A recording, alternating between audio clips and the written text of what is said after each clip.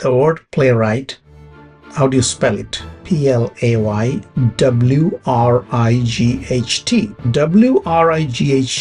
comes from the root word rot, which means to craft, to build. Okay, so engineers are trained to craft things, and playwriting or many of the artistic things, a lot of it good crafting. This is Erudition India Podcast, where academic wisdom and pop culture coincides. Hello and welcome to the 15th episode of EI Podcast. Today we have Dr. Sudipta Bhawmik, who is a multi-talented genius working in the field of play, drama, acting, podcasting, being an engineer, and a cartoonist, among many other fields. Please welcome Dr. Sudipta Bhawmik. Thank you. Thank you, Nangshu, for inviting me to your podcast. I was really looking forward to talking to you, and I've been enjoying your podcasts over the years. Remember, I told you I volunteered myself to be in your podcast because I remember you are one of my earliest listeners to my podcast. So I felt that I should be one of your earliest guests. Thank you. Thank you to you as well. So, you started the game of podcasting a very earlier point of time. It was in 2014, I guess. Right. Yeah. Right. My podcast journey started around that time, that in 2014. It was primarily an audio podcast, and initially I went to the traditional route, the radio talk show. Then my friend and colleague Avize, we said that let's make it into a podcast. And the podcast was then just coming up in America too. It was getting more and more popular, and it was a new technology. So being a technologist, also that excited us. So okay, let's try it. This is something we can do. We don't need much gadgets. And Avi had his own studio setup. So we started recording, and Avi, being a musician himself, he did all the music and sound effects, and our journey continued. And it's a little more than 10 years now. And we are, I think, just working on the final post-production of the last episode of the Stories of the Mahabharata. The last episode. Okay. That's a long journey. That's a long And journey. currently, you have published a book which is called the Dwapar Katha. Correct. I mean, this book was published by Harper. It's based on the podcast, The Stories of the Mahabharata. It's based on the scripts that I wrote for the Mahabharata. And the publishers thought that it would be nice to make it into a book, into a readable companion to the podcast, as well as anybody who loves to read. And this book was released in 2023 December. It has got a very good response so far. People like it. There are many aspiring authors out there who dream to get their book published by one of the big four publishers of the world. So please tell us about your journey, what you went through while having your book published from Harper. First of all, it happened to me quite accidentally. When I wrote the scripts of the Mahabharata podcast, or when I was writing them, and my main purpose was to enact them, verbally, and do an audio drama presentation of it. And being a dramatist, I tried to write it in a form such that it highlights the conflict of the characters and makes it interesting and more dramatic storytelling format. Once quite a few episodes were written and all, some people said, oh, why don't you make it into a book? In fact, there was a magazine in USA, which was a bilingual magazine. They proposed me that let us publish your episodes one by one in our magazine. So I said, okay, that's not a bad idea. Let's do it. So it started getting published in that magazine. Unfortunately, the magazine had an untimely death because of many, just like any other magazine.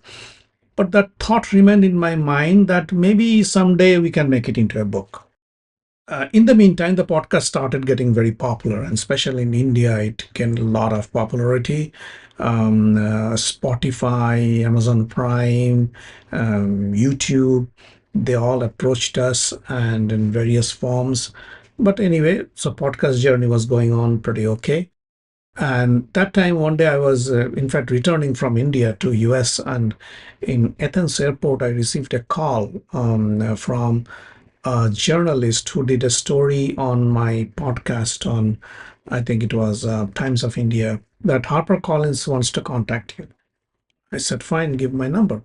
And so then they contacted me and said that we are very interested in making a book out of your podcast. What do you feel about it? I said, oh, that sounds great. I was just thinking about it, and it's a dream come true.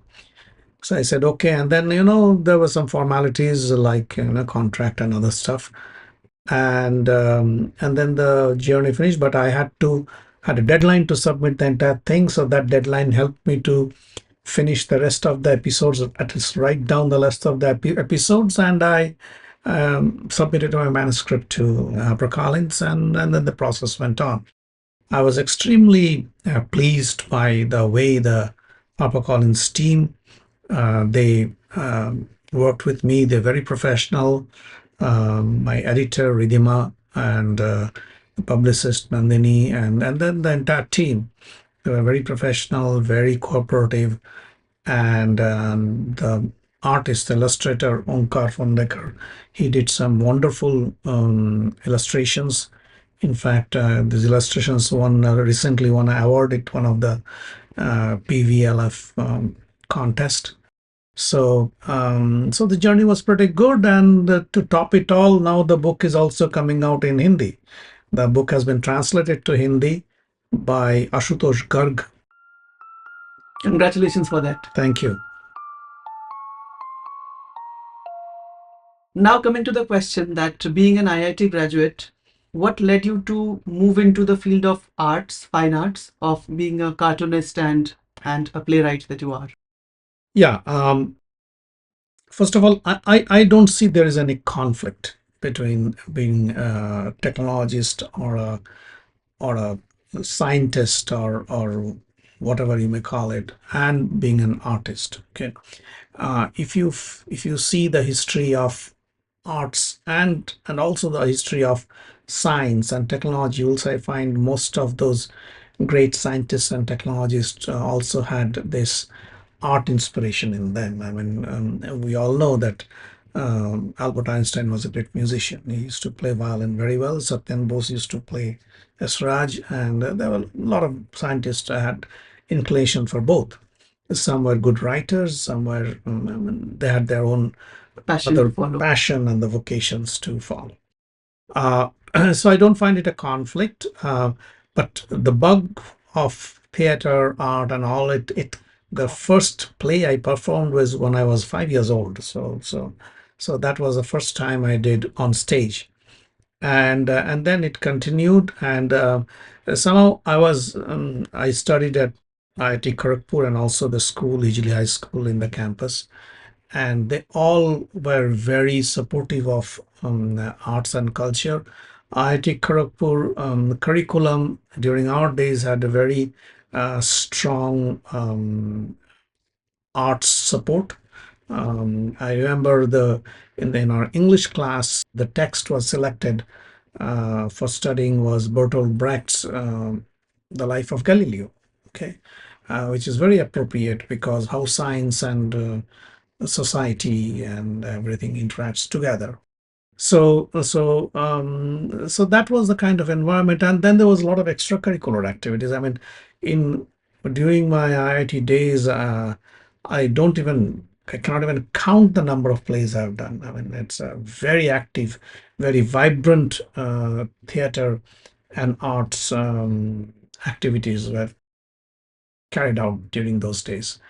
Um, I'm sure they're still done, but I don't know to what extent. But still, because I know that one of my plays written by me was performed by the IT Kharagpur students a few years back. Still things go on. It kind of helped me. And then later on, I myself, after I left IIT Kharagpur and then I went into the professional field, I got more engaged in a more serious manner to pursue this side of my career. I call it my second career, or in a parallel career track, that theater, writing, and other artistic pursuits. Among the so many plays that you have written till date, Yes. which one is your favorite? Well, I'm sorry, I cannot answer that question. I mean, all my plays are my favorites, and I cannot, it's very difficult to single out one. A playwright personally relates to all his plays. So if I cannot relate to a play, I cannot write it. So I relate to all my plays. When you are writing the play, I mean, in fact, I really use the term when you are crafting the play. And since you asked that question of uh, technological education versus and the artistic education, let me tell you an interesting thing. The word playwright, how do you spell it? Playwright. Wright comes from the root word rot, which means to craft, to build. Okay, so engineers are trained to craft things, and playwriting, or many of the artistic things, a lot of it good crafting. So writing a play or a story or a novel or even painting a picture all requires some amount of crafting. Unless the crafting is correct, you will not be able to communicate your ideas with your audience. This crafting is a skill one needs to learn and one needs to inculcate in order to be a good artist even. And engineering study, fortunately, gives you a good background to it. Okay. And that's why I feel that they complement each other, and anybody who is who thinks that he loves to write or to pursue any artistic ventures, and that's why he cannot pursue engineering, which he also loves. Um, that's not entirely true, but yes, I mean, both are very demanding. They demand on your time. Okay, so if you can manage your time well, then it's okay. But some people always cannot manage their time well. So, in order to do one thing best, you need to give your 100% to it. And then you may sometimes, move off from one area to another area. That can happen. There is a saying in Bengali that জীবনের ধন কিছু যায় না ফেলা. So which means whatever you learn, nothing is wasted. You can always use it sometime in the future. Over the last decade, the modes of entertainment for the common public has changed in many different ways.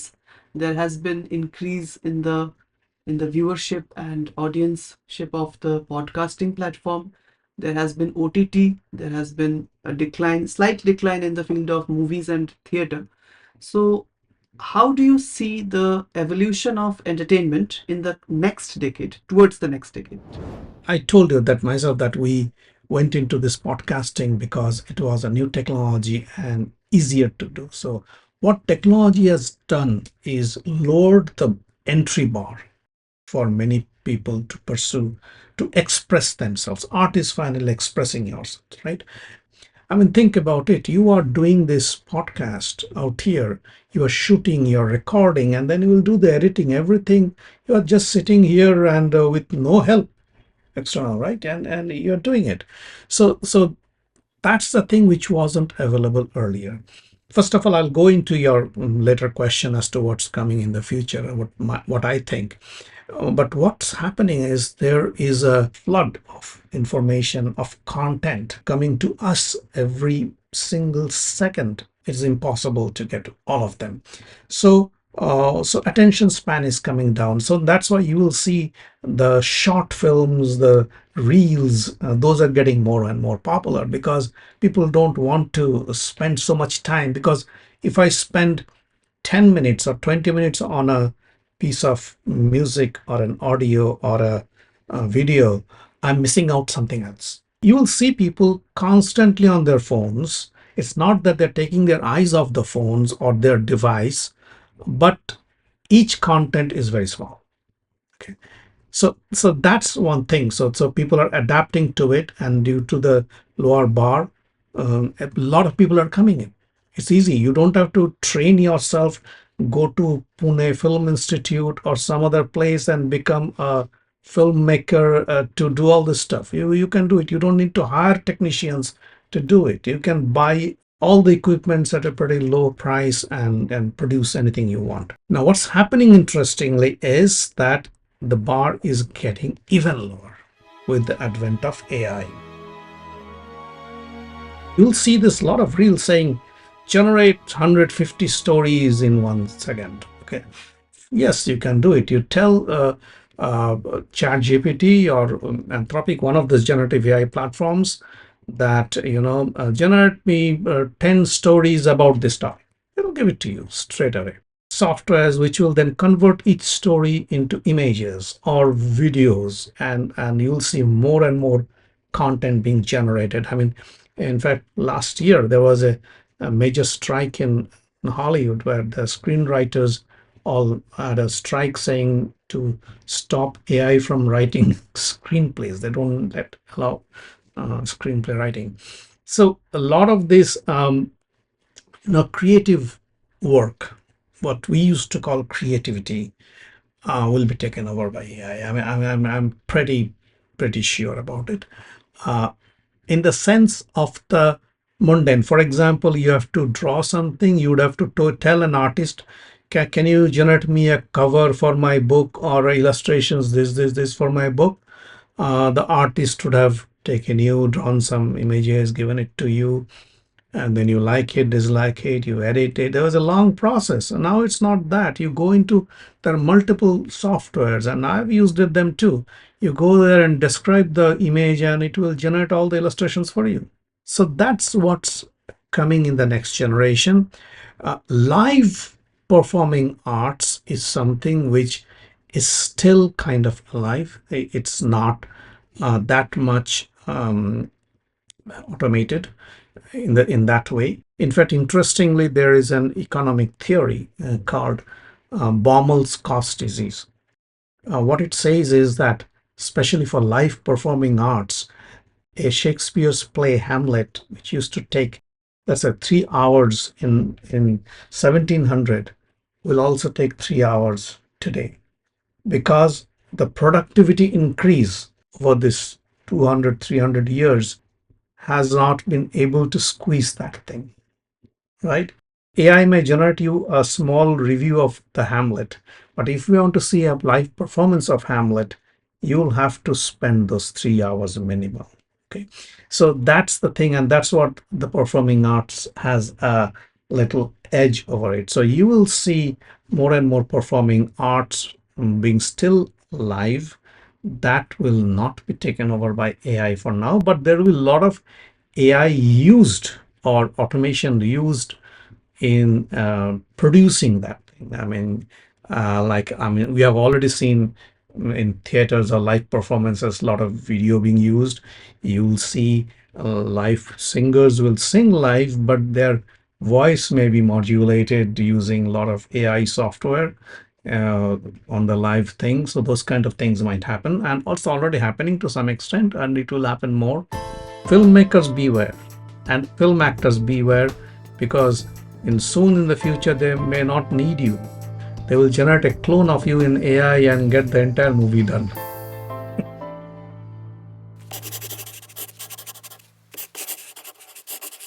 A father once explained to his son, or rather advised to his son, that do whatever you like in your life, but first become an engineer. Okay. So do you support this statement? Not really. Not really. engineering is one of the professions like any other profession. Okay. Um, I can understand the father's sentiment. I told my son this, and I will tell you this publicly. Okay. I have two sons. I told them, you can do whatever you like in your life, but think about it. If you study engineering for the 4 years, or you study, you'll have to study hard. You will have a tough 4 years, that I can tell you. But after that, you will have a relatively easier life. You can, pursue other things. Or you want to enjoy your first 4 years and struggle the rest of your life. Okay. So that is your decision. But this context changes from the basically on the socioeconomic backgrounds for different places. I mean, what kids in the US can afford to do in India, they may not. Okay. At least during our time, it was not. I mean, during our time, if you are not a professional, if you're not an engineer or a doctor or something like that, I mean, you are pretty much in bad shape. These days, it's not that bad. Okay, it's still you can pursue other careers. You can pursue your dreams in other areas and still be successful. But most other areas are very, very competitive, and it takes a lot of time, perseverance to succeed. In your childhood and during my childhood as well, we had Amar Chitra Katha that actually made us look into mythology and Ramayana, Mahabharata, all such things.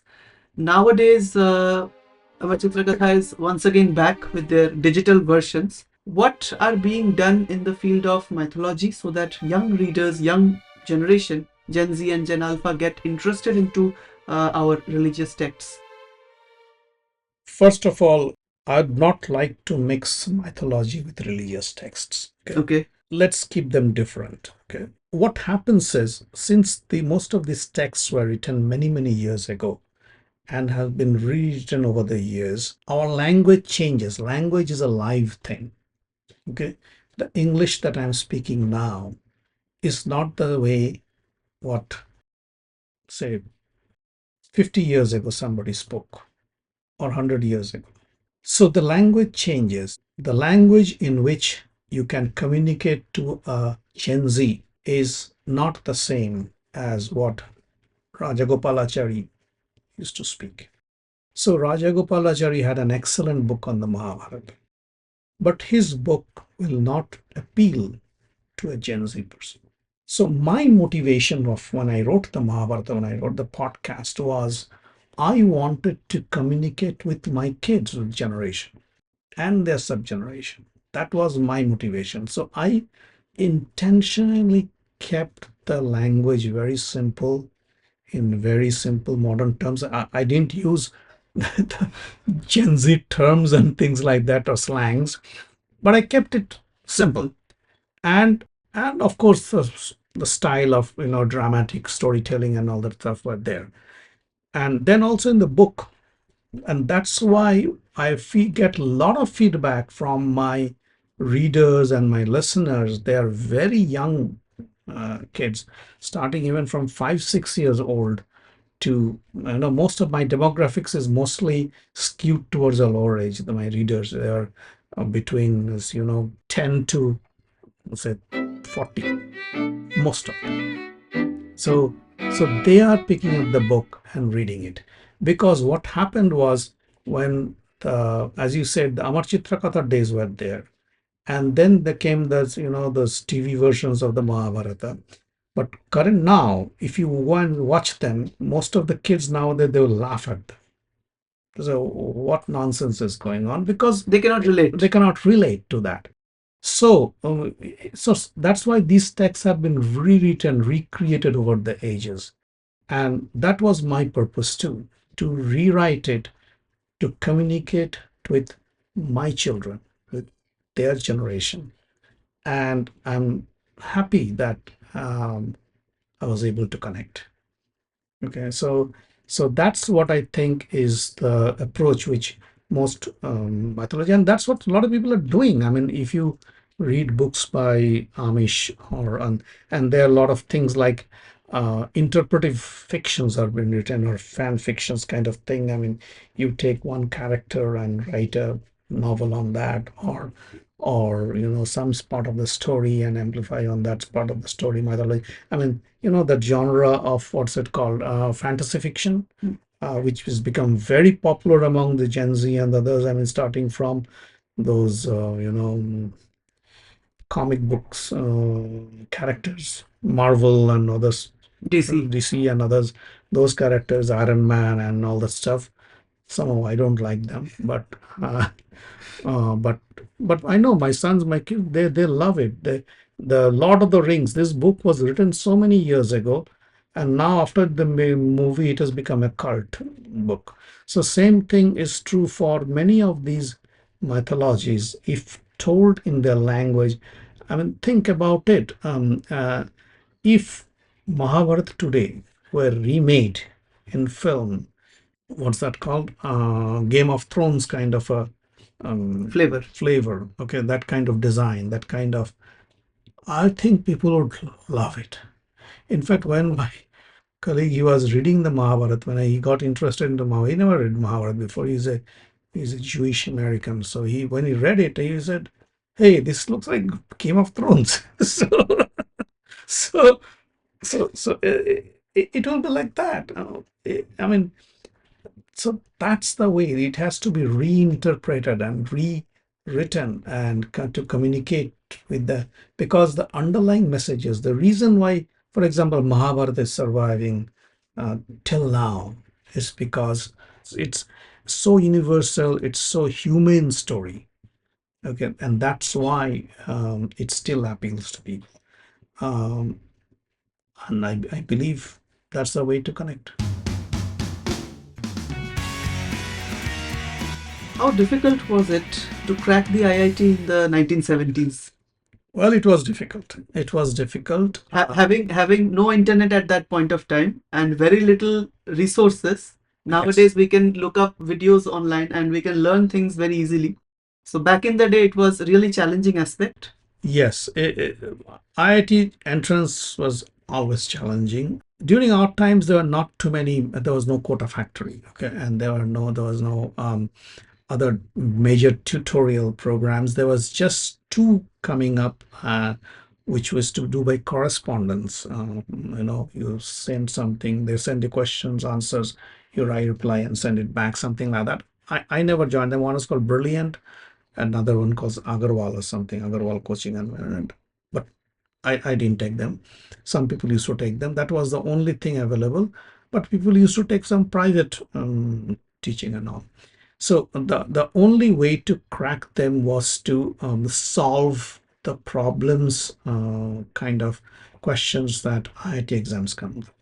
Now, we being in West Bengal Board of Higher Secondary Education, the questions patterns there was slightly different from the way IIT questions were on the also the part of the syllabus. And not everything was included in West Bengal Board, which was in the IIT requirement. So you had to study extra. I had a slight advantage. That advantage was that I grew up in the IIT Kharagpur campus. My father was a faculty there, but no other additional advantage except we could get, I think anybody could get it, old question papers. This last 10 years questions and stuff like that. Like you used to get, even now you can get them. Maybe now you get them in published form, but I mean, we got them, some copies.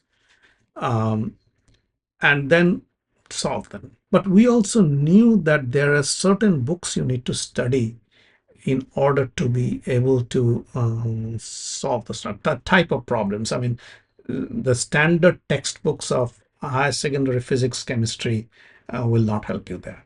So there are certain books like there were some Resnick and Halliday's physics book, and then some other books like Irodov from Russia. right, and those kind of books needs to be studied. So we got those books, and they had the typical types of problems, or the framework of the problems and how to solve them for IITs kind of questions. So that was the help, and by sheer hard work. I mean, you keep working and keep solving more and more problems, and you try to get the hang of it, as to, you when you work on more problems, you know exactly the uh, tips and secrets of how to approach a problem. Okay, again, sometimes those whoever creates a problem, they use language techniques to fool you, but but then you have to get it, decode that, and figure out what actually they're asking for.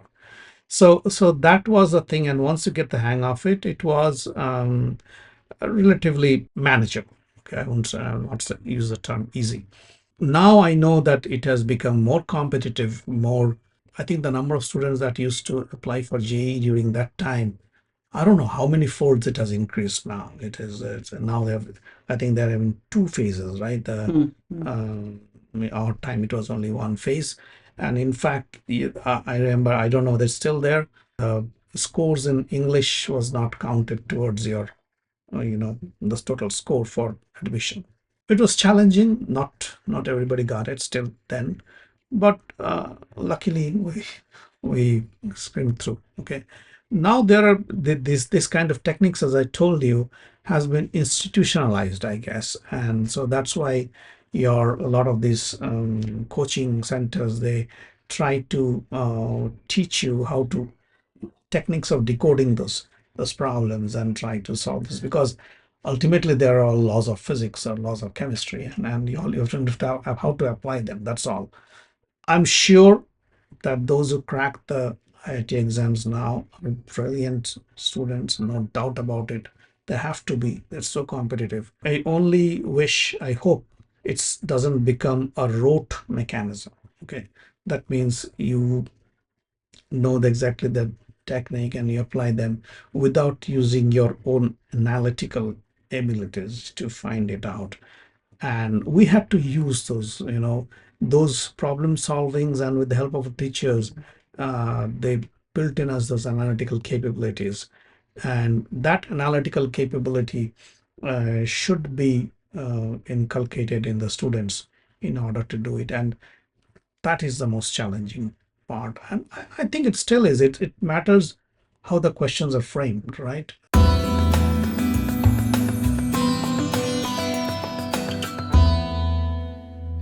And what led you to move to the US after having your PhD completed?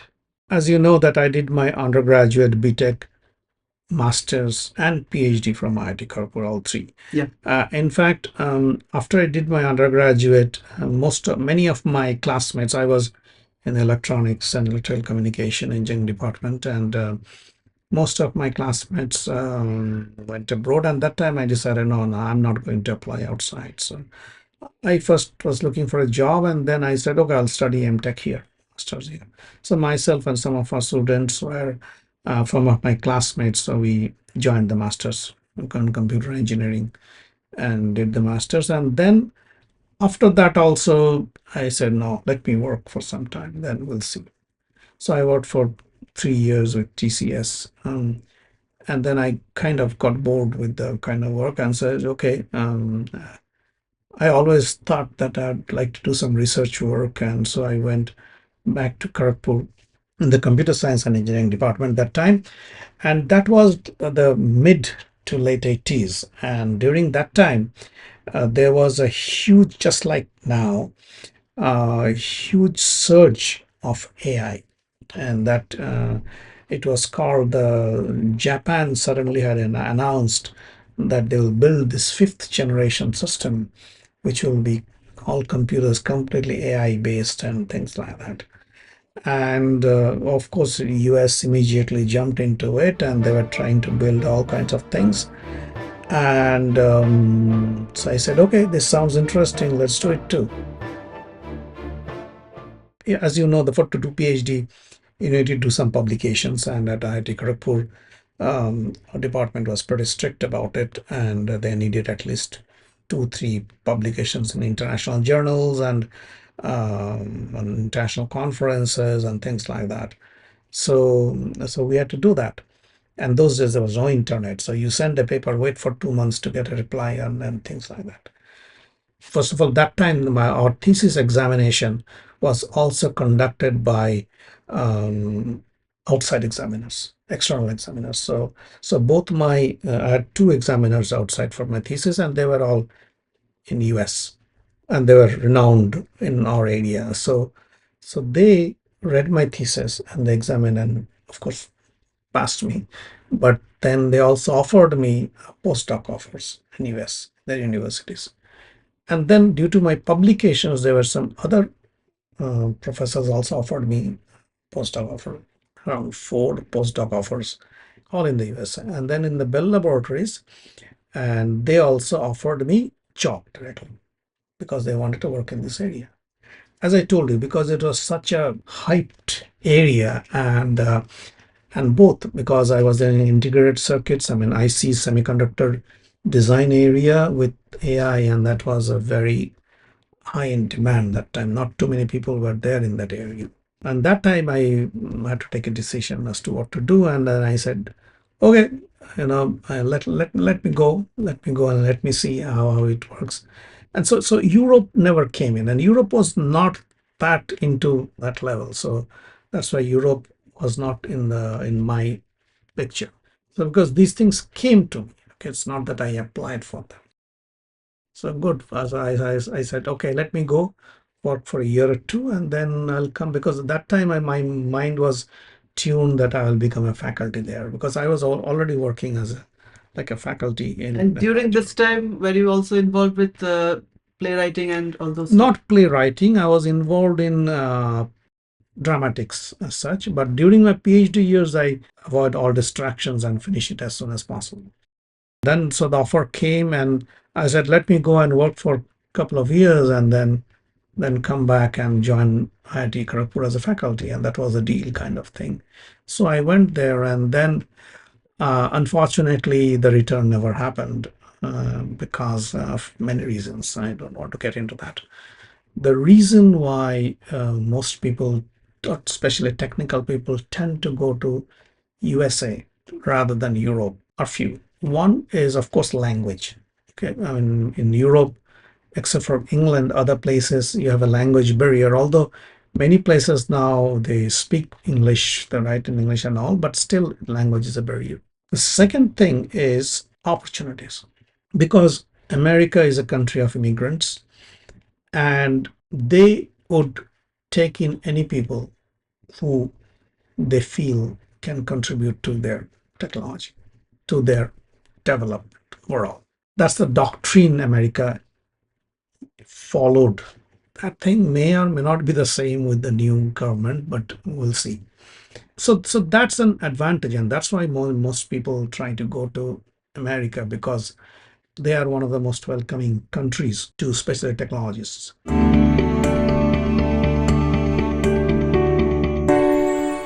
Could you tell us about the patents you hold? Well,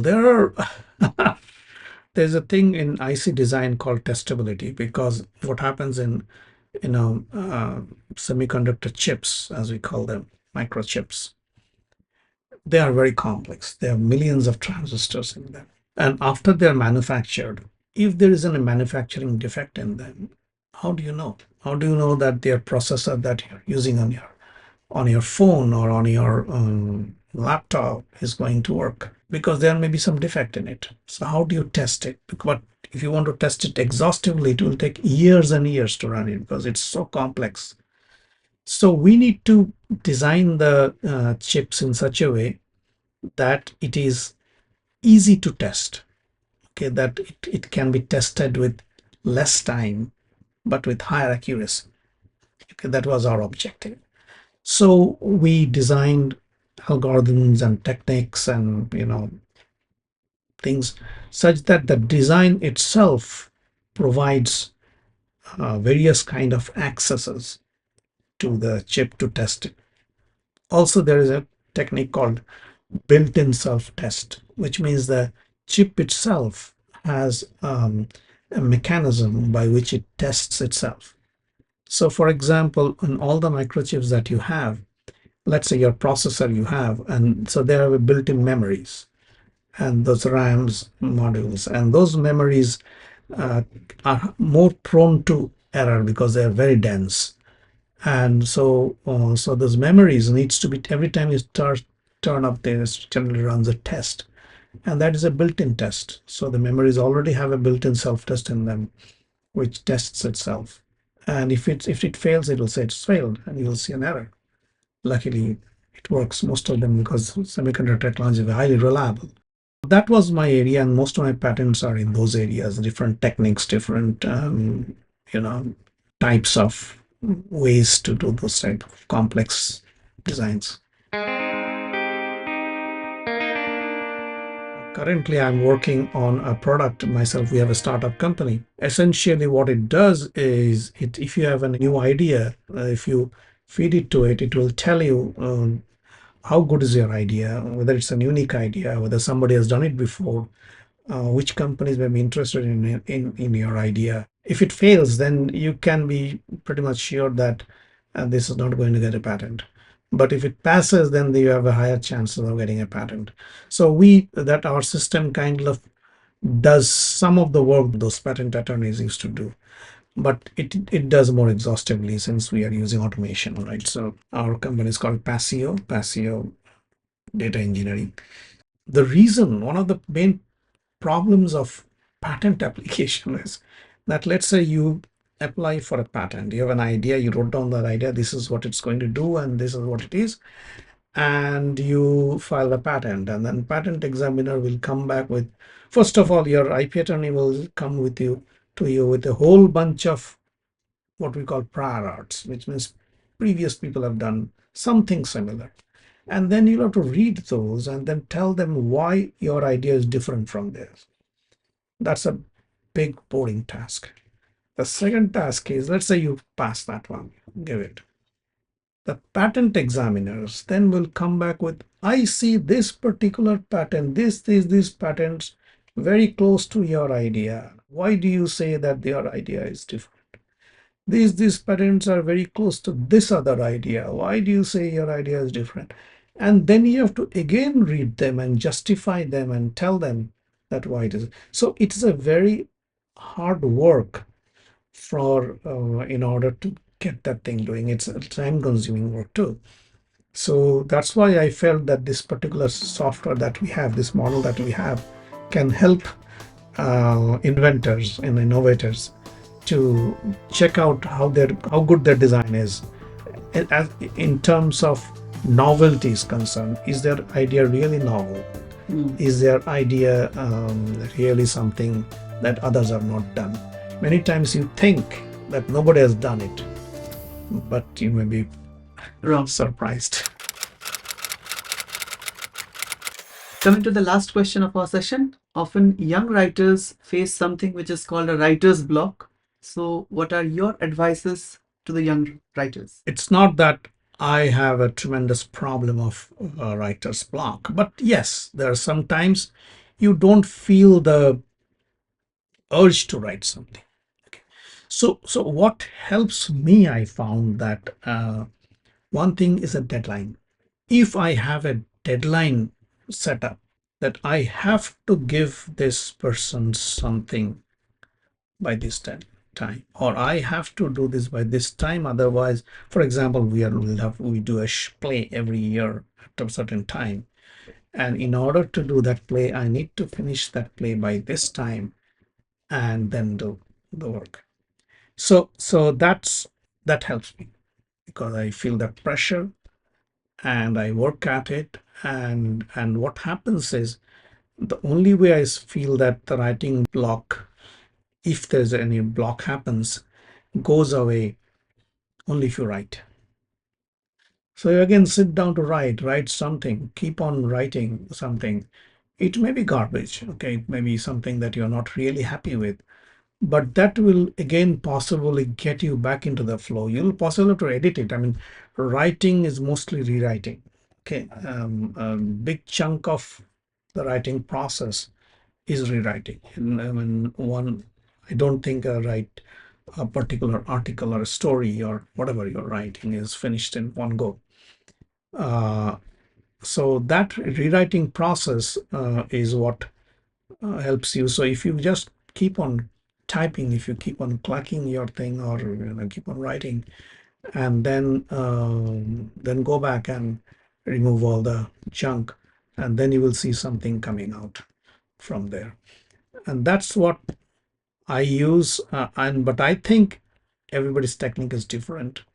There is no one standard technique.